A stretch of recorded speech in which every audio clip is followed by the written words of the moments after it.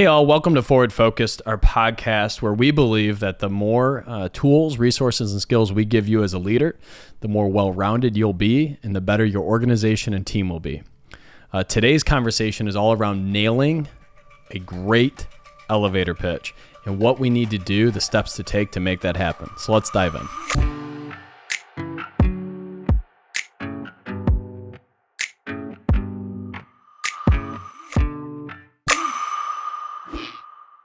So I've chunked this down to a pretty streamlined process for you. There's essentially going to be 4 key elements that will help you gain buy-in and interest. And then I'm going to tell you 6 steps that you need to take to build out your elevator pitch.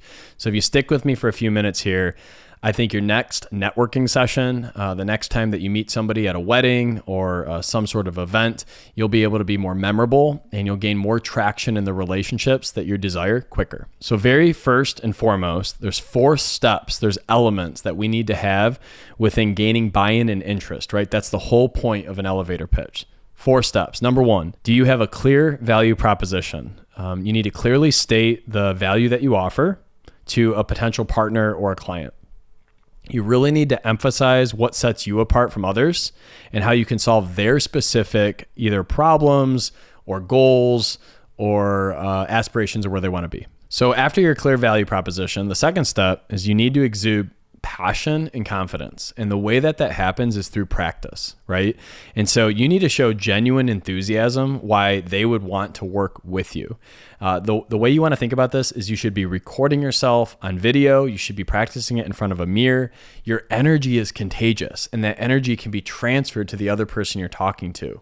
By the time that you're doing your elevator pitch at a wedding or in an elevator or when you're meeting somebody at a networking event, you need to be performing at that point. So the practice should happen in private and the performance should happen publicly. Number 3, succinct. You want to be able to get this out and in front of your people in 60 seconds or less. And there's an art to that. So you should be timing yourself as you're practicing this to make sure you're as succinct as possible. And then the last step of crafting this is engaging with storytelling. You want to craft a compelling narrative that connects your audience emotionally to what you're doing. So if you're selling real estate, you don't want to just say, yeah, I sell 50 homes a year. You want to say, I help match 50 families a year with their dream home. And my favorite story is boom. And take 10 seconds to explain a story last year or the year prior of how you helped somebody find their dream home and how you still communicate with them. That's how you connect with somebody emotionally and humanize your story. So after you have those kind of 4 steps as your framework, right? Clear value prop, passion and confidence, succinctness, and an engaged story. Here are the 6 steps to actually build out your pitch, right?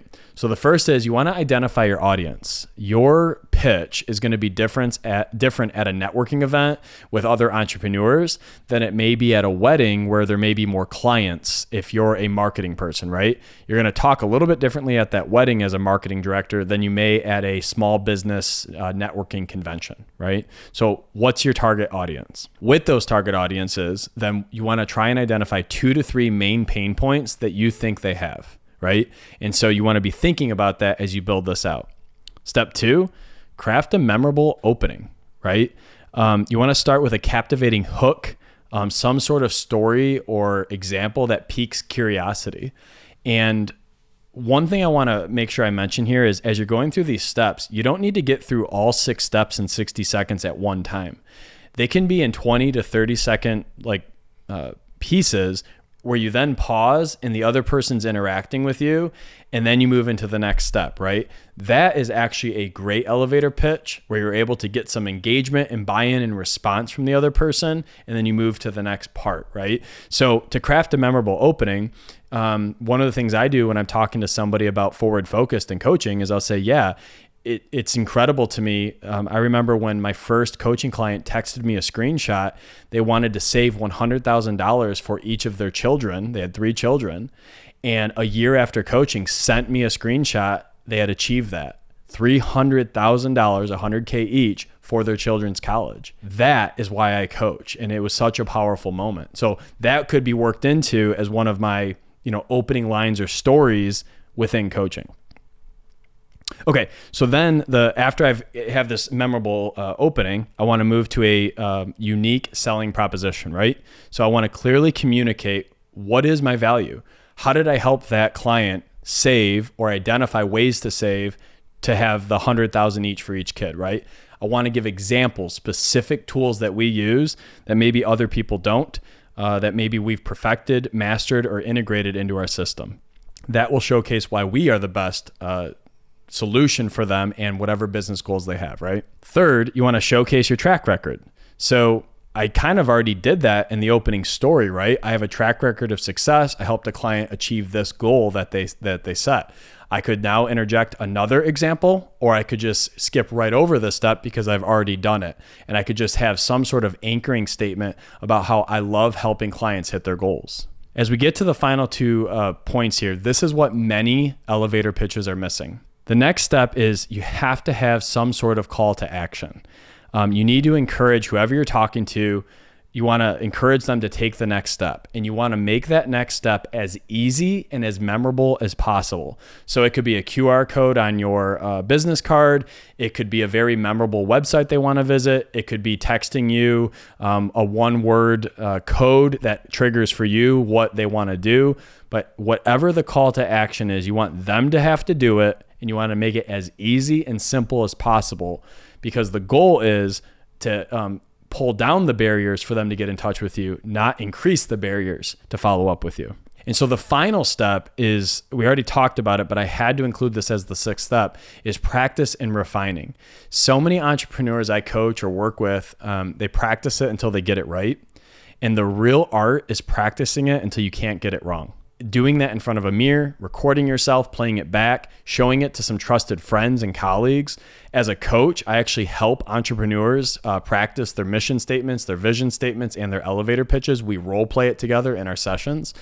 You need to be practicing this until you're performing it, until it comes second to none. And when you do that, you're going to stand out from most other people around you. So at the end of the day, when you kind of wrapping this all up, when you have an effective elevator pitch, it can be a really meaningful way to build relationships, drive success, and achieve meaningful follow-up that maybe at this point you're not having in your life or business.